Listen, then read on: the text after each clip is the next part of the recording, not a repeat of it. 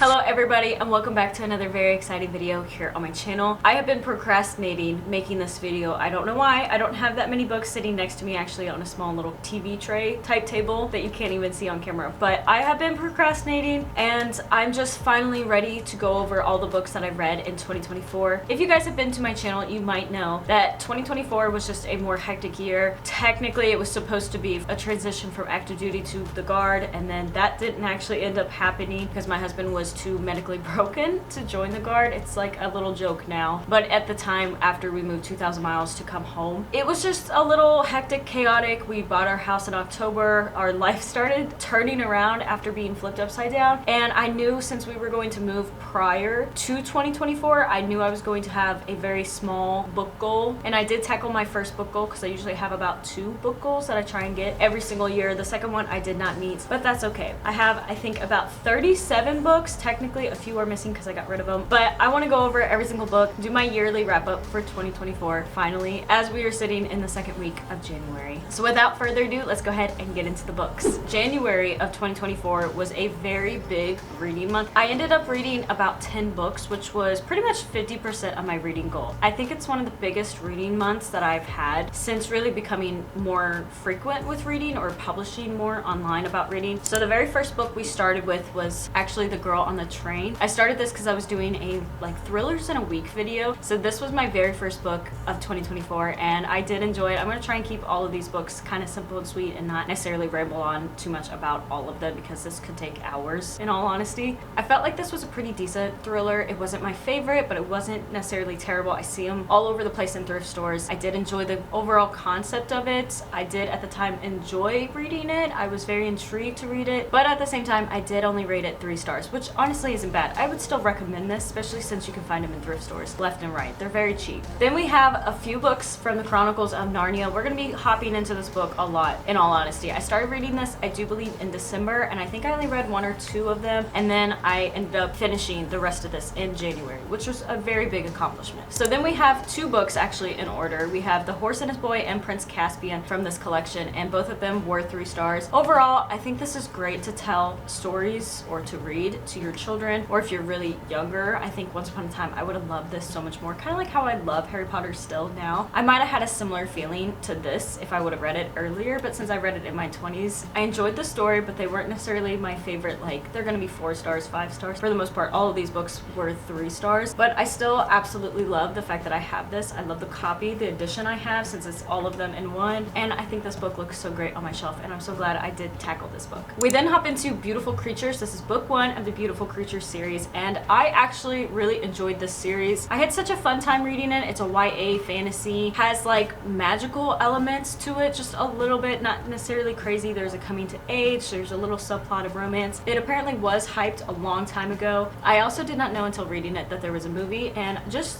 the other day actually it was recommended as a trendy now on our TV. So I think I might see if I can watch it for free. I don't know. I really enjoyed the series. I'm glad I tackled it. I do definitely want to keep it. This book in particular was my first 4-star of 2024. It really hooked me from the very beginning, and I felt like I was going to enjoy the rest of the series. So then we hop back into Narnia, and actually we finished this entire book. I read The Voyage of the Dawn Treader, The Silver Chair, and also The Last Battle. Rated every single one of these 3 stars, but I was so happy I accomplished this, tackled this. I think I just kind of said that when reviewing the last 2. It was just like a breath of fresh air when I finally finished this, because I was doing a little bit of reading and then kind of listening to the audiobook, so that's why I finished them so quickly. Also, they're only like, I think the shortest one is 80 something pages in this book, and then the longest story was maybe like 180, give or take, so they're not too long. Overall, the entire series, the book collection that I have, is over 700 pages. Not too terribly bad for a 7-book series. And then of course at 4 stars as well, we had the second book in the Beautiful Creature series, which is Beautiful Darkness. Again, I loved everything about this book. I was so intrigued to continue on the series, and I just had a really fun time. Next, I have 2 books that go together. They're in a series, and this is the last 2 books of January that I read. The very first book of this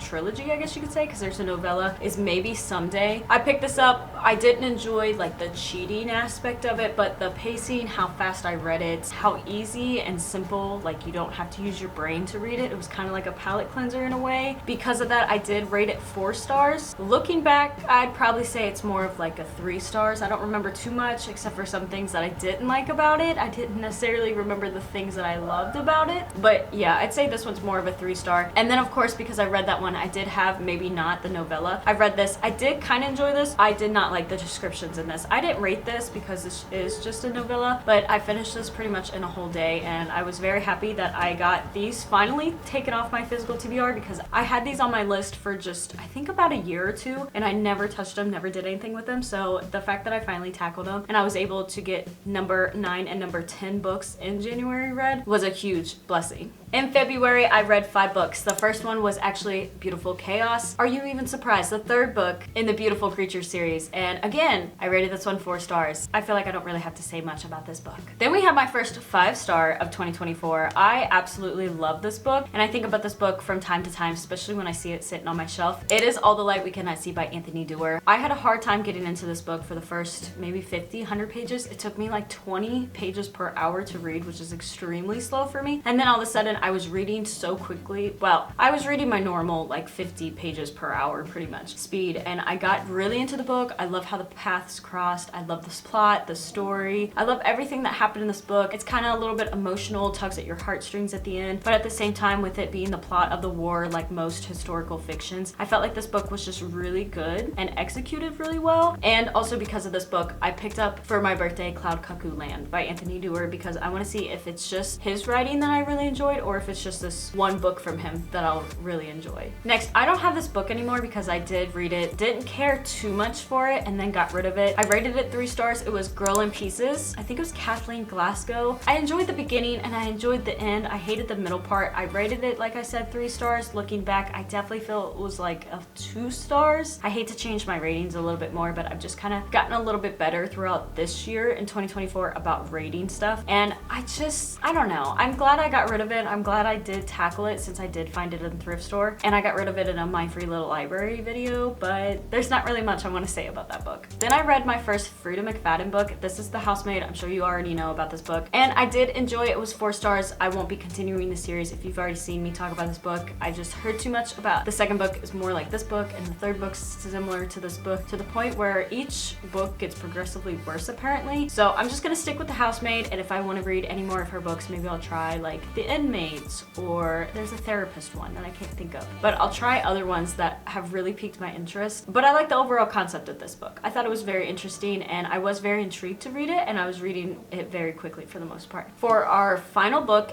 of February, I also do not have. I got rid of it. I found it for free at the Airman's Attic on base at Nellis, and it was Pearl Harbor's Final Warning. I did kind of read it and skim it. I started it when I was reading All the Light We Cannot See. Didn't actually finish it until the end of February. I enjoyed it in the beginning, but I think because I lost interest in the book, I just didn't continue it. I didn't feel like I needed to, and I feel kind of bad that I started to kind of wish it was over. So I decided not to rate it, just because I think it was more of how I was feeling in the moment, not necessarily anything about the author or anything about the book, because it was kind of intriguing in some parts. But yeah, after reading already a book about the war and just some other things, I definitely did not want to continue reading it, so I didn't rate it. Then in March, we only read about 4 books, but I started the month off with a very bad book in my opinion. It was 28 Summers by Ellen Hildebrand. I really tried hard to love her books or to get into them more, and at first The Hotel Nantucket was a very good book. That's what started this. I have a really bad problem, or at least I used to. When I would read a good book, I would go out and buy a lot of books from that author if I found them in thrift stores, and I just collected too many of her books. And after reading more books from her, I realized I do not like Ellen Hildebrand. She's not an author for me. I don't like her morals. I don't like what she talks about in her books a lot of the time. I don't really care much for also the setting of Nantucket. I get really annoyed with it because that's all she talks about. That's the only spot where her books are pretty much taken place, besides maybe Martha's Vineyard is the other one that I've ever found. And 28 Summers, I really didn't like the overall concept. It was just more so like the cheating, everything like that. So I did rate it 2 stars. stars, and that finally prompted me into getting rid of her books, which was a nice feeling. And I hate to say that because if you like her and her books, then I'm sorry, but everybody has their own opinions, and I could not have been happier to get rid of all her books and get rid of them into my free little libraries, to be honest. And then I found the second book, technically after the novella, in the Maybe Someday series, and this is Maybe Now. I enjoyed this only for the fact that we got to finish the story, but at the same time it was kind of like there was no real importance of writing this book, and I did rate it 3 stars. I will still probably be keeping it because it completes the series. Maybe one day I'll get rid of this entire series, but I worked really hard to find these covers because I actually liked these more than the other style covers. So for now I'm gonna keep them. I just don't think the overall story was necessarily my favorites, but it was a good kind of introduction, I guess you could say, besides Verity, to Colleen Hoover, the more normal books that she writes, or the more common books she writes, I guess you could say. And then I picked up, for a short little palate cleanser type read in a way, I picked up Remember the Alamo. It was just barely over 200 pages, I do believe. No, it was not even 200 pages. I picked this up mainly just because I like to have all of my physical books on my bookcases read, even if that includes some of the older ones. So this was one that I ended up finding at a Goodwill, I do believe, and it is the, what is it called? It's the Landmark edition, Landmark Books edition, and I like the illustrations. This will be really great to read to our son one day, but at the same time I didn't rate this book just because it's more historic. I felt like I didn't need to rate it, and also, I don't know, I just didn't have necessarily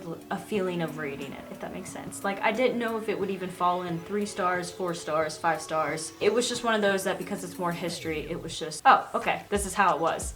And then the final book of March was actually Beautiful Redemption. This is the 4th and final book of the Beautiful Creature series, and let's just say I love this book a little bit more than the rest. This one was my second 5-star of the year. I absolutely love this one. I think this was a really great conclusion by this time when we were starting this book, because I felt like it was starting to drag out, but at the same time this book just ended it so great. It was so different than the other ones, or at least I felt like it was so much different, and I love the overall conflict resolution and some things that happened in this book that were completely different from the other ones, like the main conflict of switching from one world to the other world. If you know, if you've read this book, then you might know. If not, then let's just say our main character is trapped in a different world and he has to try and find his way back to his real world. So I absolutely love this. Overall, I think the Beautiful Creature series would be a 4 for YA fantasy. I had a lot of fun reading it, and also, even though they're all 400 plus pages, I would highly recommend this if you want more of an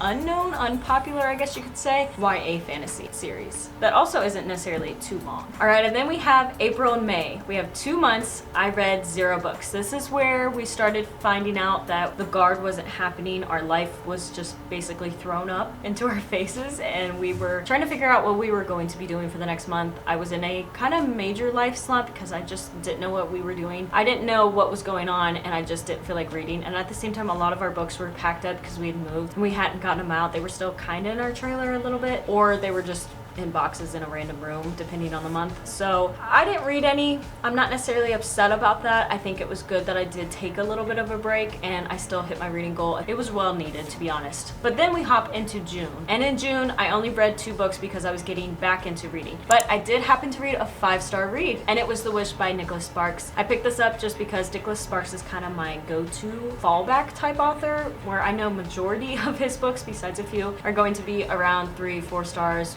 maybe 5 stars. They're just simple. They get me back into reading. They're a palate cleanser. Those type books where I feel like I can just trust his books to not necessarily put me in a slump or keep me in a slump. So I did pick this up, and I ended up loving it. I love the dual point of view in a way and timeline. I love how they connected. I love the overall story of this. I think he did a really good job. And I think also this was starting to get kind of popular on BookTube and Book Talk a little bit, because I seen this being passed around from Larry Reeds and Ashlyn. I don't know if they ever read it, but I absolutely loved it, and I'm so glad that I found it and also that I tackled it. And then the final book I read in June was actually Book Lovers by Emily Henry. I have to say, this is out of the 3 books I've read from her now, People We Meet on Vacation, Beach Read, and also now Book Lovers. This was my least favorite. It was a 3-star. I had a hard time getting into it. I didn't care too much about the characters. I definitely was not necessarily connected, and I just felt like as we went along, they kind of came around towards the end, but they definitely weren't my favorite. The overall story wasn't my favorite. I don't know if it just wasn't presented good enough in a way for my my feelings or my personality, because apparently Emily Henry books, it's a hit or miss with people. It's based on personal experience sometimes, or just how you personally feel, and for this book in particular, it was a no for me.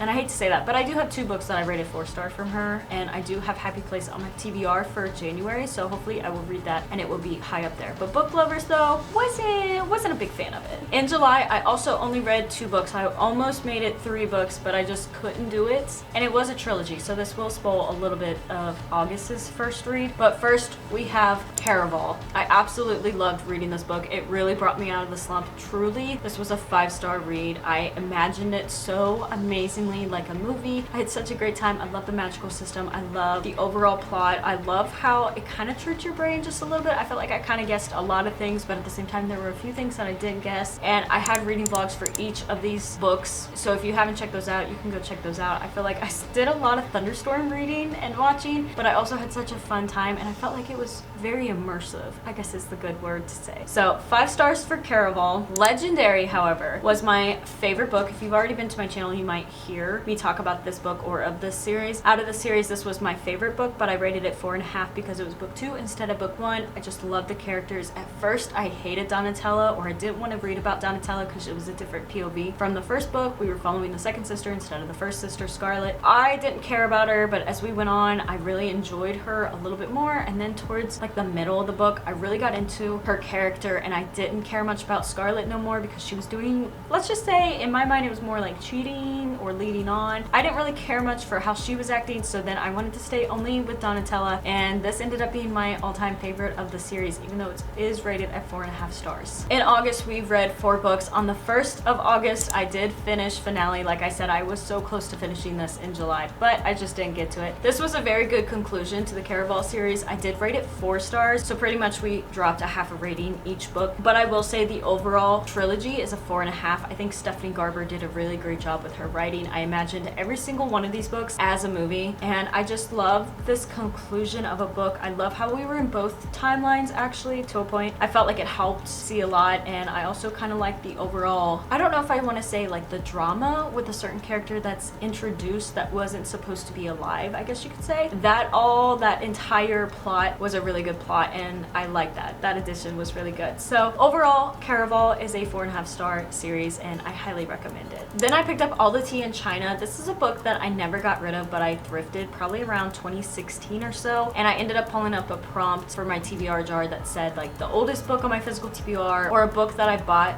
so many years ago, and I ended up picking this up. I actually enjoyed it. I did only rate it 3 stars. I won't be reading another book from this author most likely, but I like the little bit of adventure of this very proper, well, supposed to be proper, high society female, and we're in older times, and she's supposed to act a certain way, and there's this guy who comes over to her house. Her uncle invites him over. His name is Phineas Snow, and technically she wants to go be a missionary with him and go to China and do God's work over there, and he tells her no, and then she ends up stowing away on a ship. And like I said, there's adventure, there's kind of like fighting for your life, not necessarily drawn out like fantasy books, but just like a little bit of that. There's also like a coming around friends type relationship, and then of course a subplot of romance, which I really enjoyed this. I think this was a great book. I would recommend this for a lesser known Christianish read, I guess you could say, because I do believe this kind of falls under the Christian category. And then I read a little duology, which might be a little bit controversial. I did a little reading vlog on this, so I'm not going to talk too much about this series,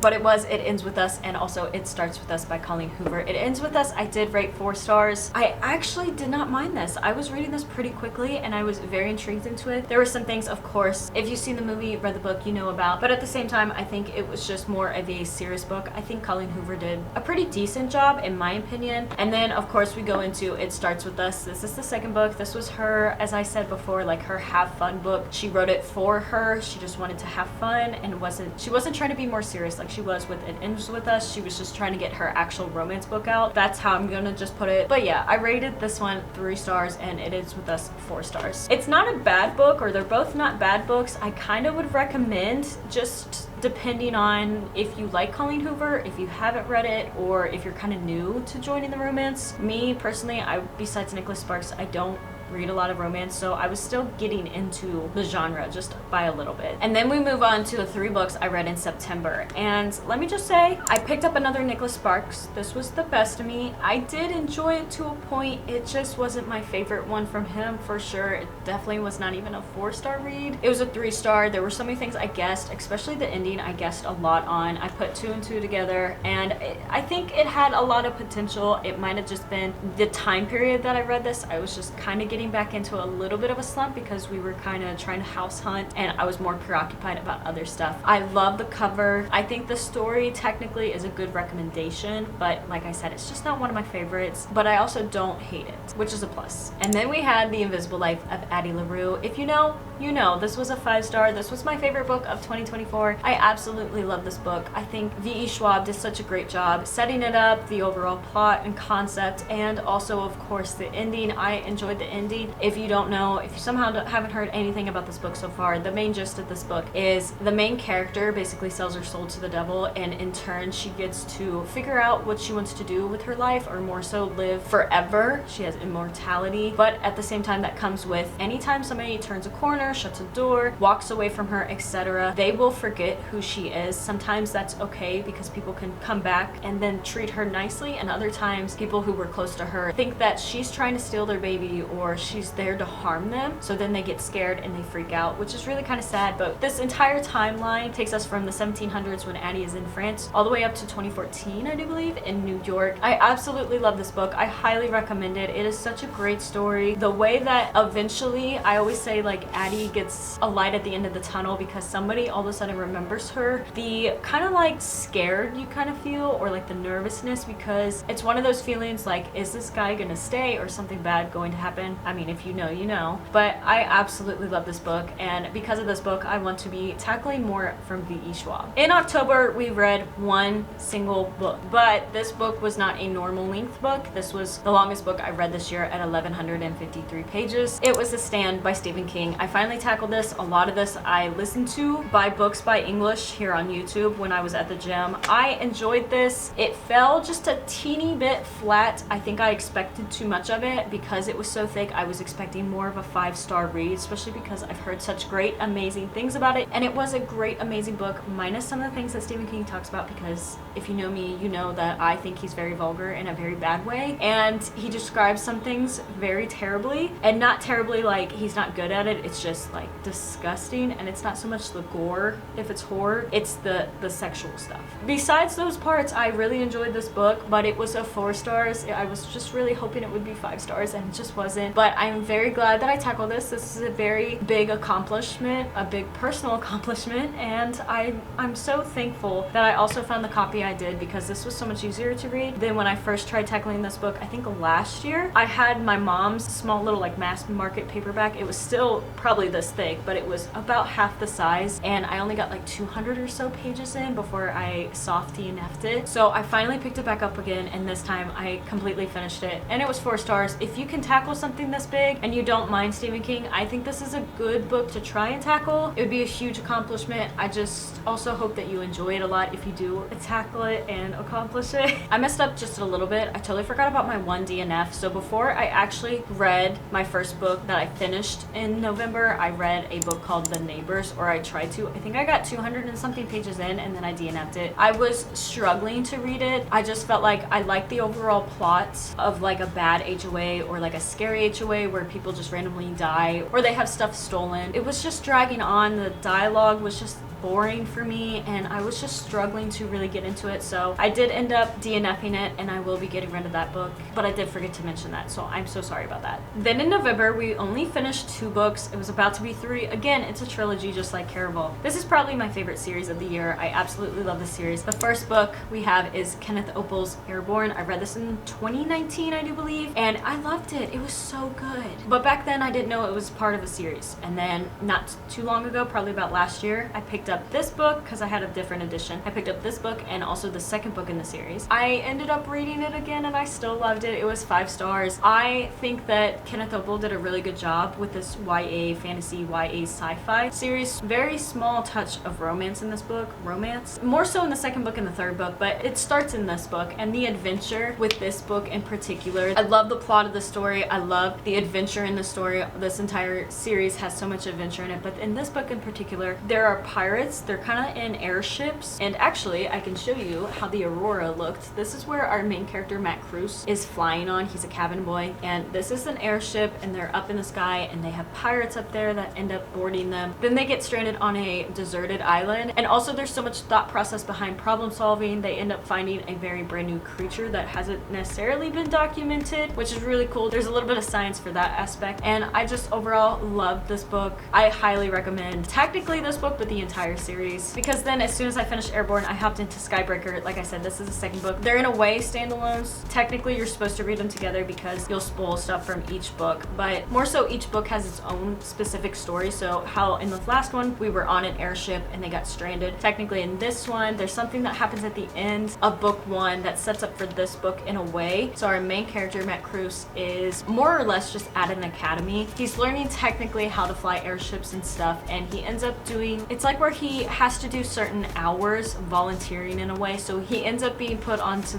one airship, and then they discover accidentally that an airship from 40 years ago that was supposed to be lost at sea was actually still up around 20,000 elevation. So then Matt Cruz and a couple of friends try to go to that long lost airship. They try and recover all of the jewels, all of the treasure that is supposed to be on the ship because it was a very wealthy person. And then they learn more about the entire crew and all passengers on that ship because they all died of hypoxia, and they're also still there and frozen. So it's a fun adventure. It's a little bit not scary but nerve-wracking in a way because there's some things that go on that kind of remind you of Ghosts, and you're just very excited and very worried and trying to figure out what's happening next. It's more fast-paced in my opinion. Also, we skip a little bit more in this book compared to the first book. It's more like, oh, a week goes by, but not in a bad way. I absolutely love this book. I love this a little bit more than Airborne. Again, I rated it 5 stars. And then I also read 4 books in December. Of course, we had to finish the Matt Cruz trilogy. So we had Star Climber. This book was different than the other two because instead of them being in airships, they were trying to actually go to space. This adventure in this book was so good, so amazing. I didn't enjoy this book as much as the last two, but I still rated it very highly. It was 4.5 stars. I still loved it. I love the cover. I love everything about it. It kind of tugged at your heartstrings a little bit at the end for a character that came around a little bit. I love the descriptions in this book. I think Kenneth Opel did such a great job with this trilogy, and I highly recommend for a YA fantasy and YA sci-fi. Now we're on our final 2 books of December and also of 2024. Since I was trying to finish out December and read a couple more books, I was trying to find short books, palette cleanser books, books that hopefully I would have loved, and I did enjoy these. I just didn't enjoy them as much as the Matt Cruz trilogy. The first book we have is Archer's Voice. I just did a 24-hour reading challenge that will be edited and posted soon. I'm still currently editing it. This book in particular, I enjoyed the beginning, I enjoyed the end. I technically enjoyed the story and the plot of the middle. I think there was so much good information that was given. However, I did not like how descriptive it was, especially in the middle. We went from maybe a chapter, skipping chapters of stuff, to this entire middle section was just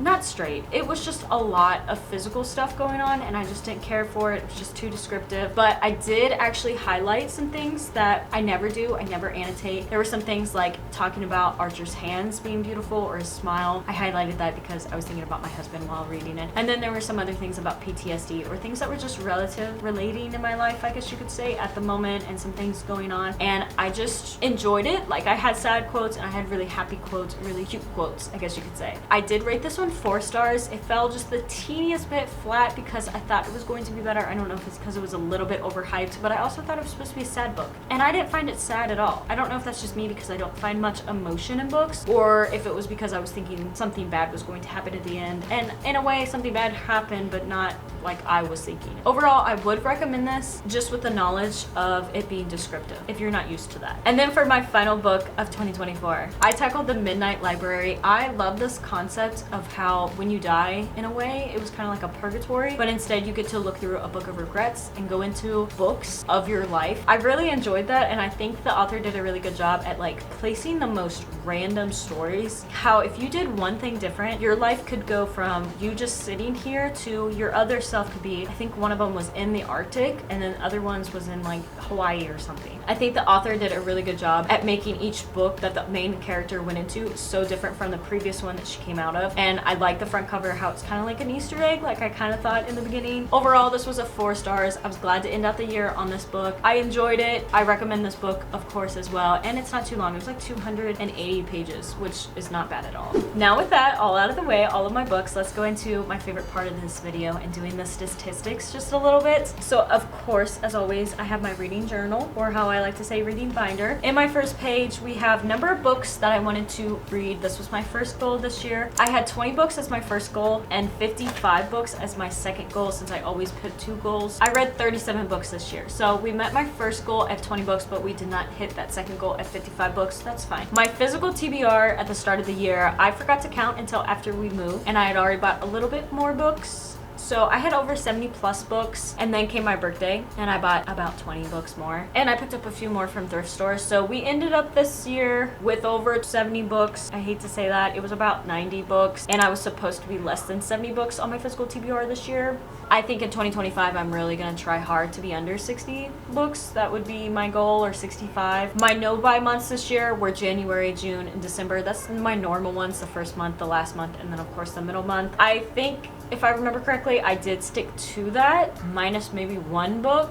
I'm not 100% positive on that. New authors that I wanted to read were Mia Sheridan and V.E. Schwab, and I actually read both of those, which was really great. Any other goals that I wanted to have this year was rate better. I started the year off with this. I kind of fell flat. I did rate better in a way when it came to my star rating, but I meant more like adding actual ratings or reviews when I would rate on Goodreads, like when you text out or type out stuff. Then read more genres. In a way I did, and I also just wanted to mood read. Of course, I feel like I mood read a lot after we moved. So going into my favorite books of each month. January, my favorite book was Beautiful Darkness. February was All the Light We Cannot See. March was Beautiful Redemption. April, May was an A, since I didn't read any. June was The Wish. July was Caraval. August was Finale. September was Invisible Life of Addie LaRue, which, like I said, was my all-time favorite book of this year. October, the only book I read was The Stand, so it had to be The Stand. November was, of course, Airborne. And December, Skybreaker. This good old 24 books I want to read in 2024. I know I did a video on this, but let's count off out of 24 books how many I actually tackled. The very first one, I get a freebie because it has not come out yet. So that's 1. Then I read Archer's Voice, Invisible Life of Addie LaRue, All the Light We Cannot See, finished The Chronicles of Narnia, finished Airborne, finished Skybreakers, finished Star Climber, finished Girl in Pieces, finished Caraval, finished Legendary, finished Finale, finished Beautiful Creatures, Beautiful Darkness, Beautiful Chaos, and also Beautiful Redemption. That's 16 books. I did 16 books out of 24. So I didn't do them all, but I was over halfway, which was really great. Granted, I did get that 1 freebie, but still. Now we have my 2024 reading stats that I did at every month at the end of each month. So at January, I read 10 books at 2,410 pages, 0 5 stars. February was 5 books at 2,074 pages with 1 5-star. March was 4 books, 1,455 pages with 1 5-star. April, May, obviously 0 for all of that. June was 2 books, 760 pages at 1 5-star. July was 2 books, 846 pages and 1 5-star. August was 4 stars at 1,507 pages, 0 5 stars. September was 3 books, 1,090 pages and 1 5-star. October was 1 book, 1,153 pages, 0 5 stars. November was 1 book, 355 pages, 1 5-star, and also sadly 1 DNF, the only DNF of the year. December was 4 books at 1,401 pages and also 1 5-star. And lastly, of course, we have my technical yearly wrap-up. The year is 2024. We already knew that. The original book goal for this year was 20. Number of books I read this year was 37, which is 185% more than my original book goal. How many books did I not finish or were DNF'd? 1, which is The Neighbors. How many 5-star reads? I had 7 5-star reads last year, which isn't that much out of 37, but at the same time, I felt like that was pretty average considering the year before I had about 9, and I read about 60 books. Number of pages read this year. I was hoping I'd be really close to 15,000, but then I took 2 months off, and I think I would have made it if I didn't take those 2 months off, but I was very, very close in a way at 13,051 pages. My most rated book on Goodreads was actually Pearl Harbor's Final Warning with a 4.60 rating. That's because I didn't have too many people rating it. My least rated, ironic is maybe not, with a 3.61 rating. The longest book I read was The Stand by Stephen King with 1,153 pages, and the shortest book I read in 2024 was was The Last Battle by C.S. Lewis with only 98 pages. My most genres read was romance at 10 and fantasy at 9. My favorite genres are, of course, fantasy and YA sci-fi. My favorite series this year were the Beautiful Creature series, Caraval, and the Matt Kruse trilogy. Any books that surprised me, we had All the Light We Cannot See, Beautiful Redemption, that one being a 5-star as well, Legendary being a 4.5, All the Light We Cannot See was a 5-star, Invisible Life of Addie LaRue was a 5.5, and Skybreaker is a final one at 5 stars as well. And that is going to do it for my 2024 yearly wrap up. Thank you all so much for watching this video. I hope you guys all enjoyed it. I hope it wasn't too long. I've been sitting here almost an entire hour filming this because I kept messing up on my words, so hopefully it's okay. I just feel like it's not my day to talk to a camera for some reason. If you guys are curious about any other book related videos here on my channel, of course I already have a playlist. We have our empty house tour, our library makeover, we have the Caraval trilogy that I did, the reading vlogs, any other reading vlogs I have here on my channel. Be sure to check those out. Also be sure to like, comment, and subscribe, be a part of my YouTube community. I really appreciate that you guys are all here. I really love how much we've grown in 2024. It was crazy, and I hope in 2025 we can continue to do it together and grow. I've been having a lot more fun since being home, much better environment, and I can't wait for some future videos that we have planned, some future updates, and of course the normal book videos that I might be posting. Again, thank you so much for watching this video, and as always, God bless.